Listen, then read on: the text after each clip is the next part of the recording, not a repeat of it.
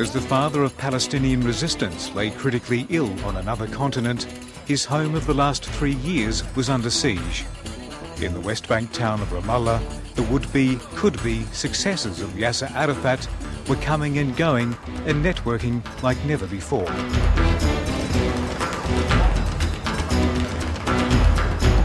Yasser Arafat didn't cultivate deputies, nor anyone else with leadership flair. He was too concerned they might become rivals.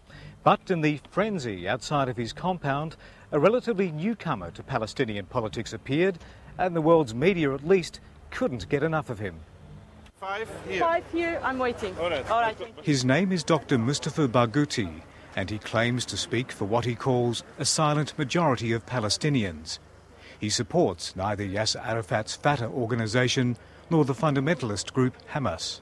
I think having the elections is very important, especially that we were preparing for elections before the sickness of Mr. Arafat, and he himself was supposed to participate.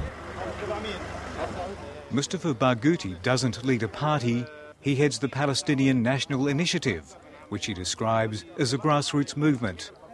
Unlike the armed factions, his is a moderate voice that believes true democracy and dialogue with Israel is the only path to Palestinian statehood. 4:30 be good for you? 4:30 would be very good. 4:30, do you know my office? Yes, Sir Richard knows it. The other way was tried. We've lost 10 years and 4,500 people who were killed. 1,000 Israelis and 3,500 Palestinians. We've lost 53,000 injured people. So that version, that narrative did not work. We have to opt for a different alternative narrative. A closing chapter of the old narrative saw Yasser Arafat a prisoner in his own headquarters. It was March 2002, and after a wave of suicide bombings in Israel, the president came within a whisker of losing his life as his Ramallah headquarters was blown apart.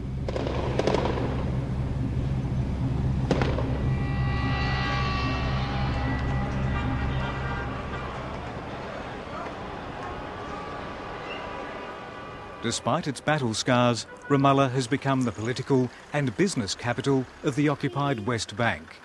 Its most famous resident may have departed, but some who remain have their own plans for the governing Palestinian Authority.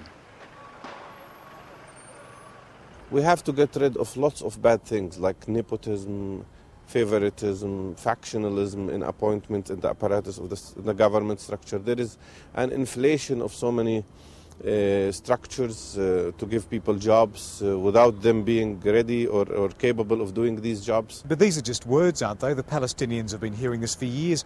What makes what you say any different? Because we are different. We are different because not only because we're talking differently, but because we are working differently. كل واحد محضر سؤال على هذه الطريقة نشوف وين الأخطاء إذا صارت.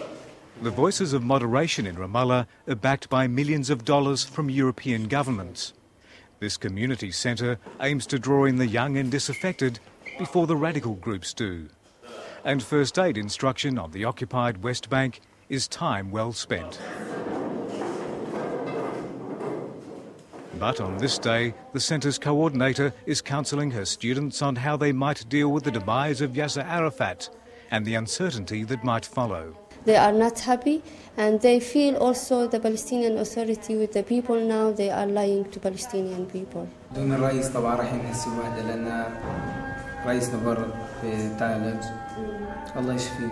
It's very confused and it's very difficult in the same time, in the same moment, and also it's very dangerous for us as a Palestinian because I think we have to be ready for all emergencies.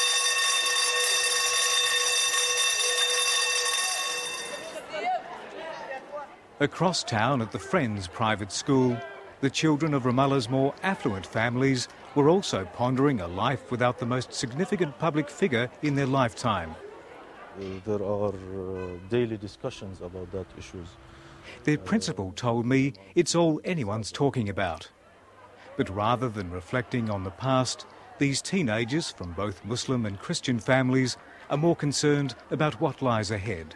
They are always optimistic in general. They have future plans, they know what they want to do in the future. But of course, we cannot avoid that at some points they feel like everybody else, some sort of depression and pessimism due to the political situation. So Christian, Muslim... Christian, Muslims. Okay. Two Christians and two Muslims.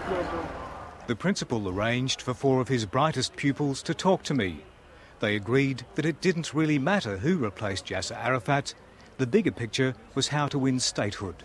We have to defend ourselves by going and some people blowing themselves up between the Israelis because we have no other way to defend ourselves. People aren't interested in not anyone. They're interested in someone new, someone fresh, someone that knows, someone that wants peace, someone that is going to guarantee a free Palestine, guarantee a state with their own borders, guarantee a normal life for every teenager, for every child, give everyone their own rights. For now, maybe we just have to have peaceful negotiations, make some compromises, because that's all we can do right now. That's giving up.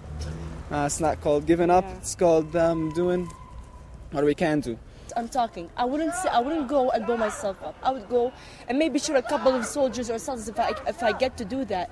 And but then I you'll wouldn't. get killed. Yeah, I would. But I would die knowing that I died for something, for my land, for my freedom, trying to do something, even if it takes another 100 years. Then you're dead. What's the use? Okay. I'm dead. There's another 100 people who would do the same, and then we go on with this, and eventually there will be freedom. Believe me. I'll see you in heaven or whatever, and I'll tell you. Nah.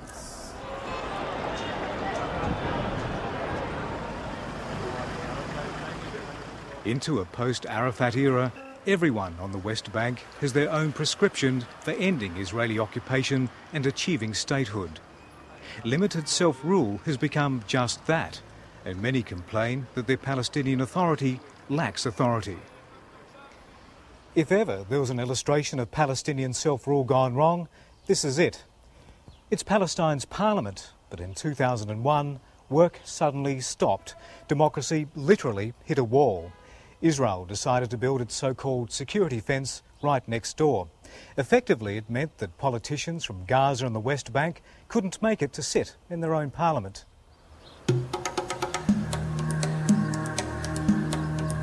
Israel says the wall is designed to stop suicide bombers from coming into Israel.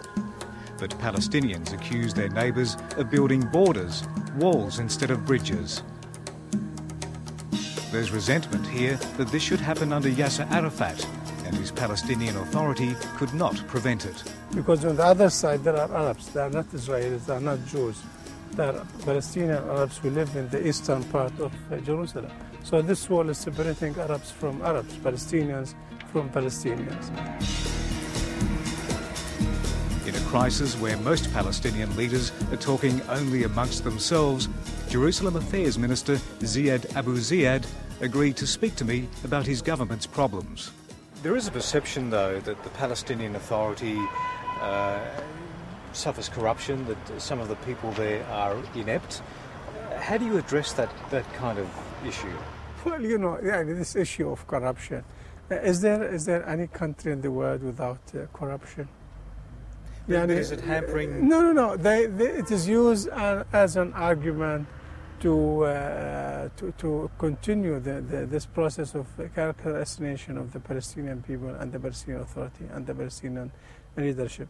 Of course, wherever there are human beings and there is money and there is power, you will find some corrupted individuals.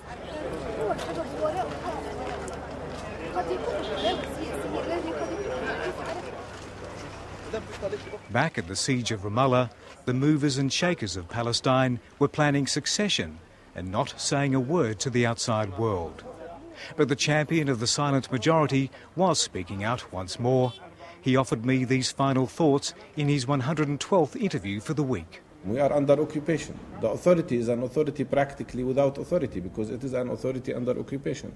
So there is a chance here for the world to help us conduct free democratic elections and initiate the first model of real democracy in the Arab world.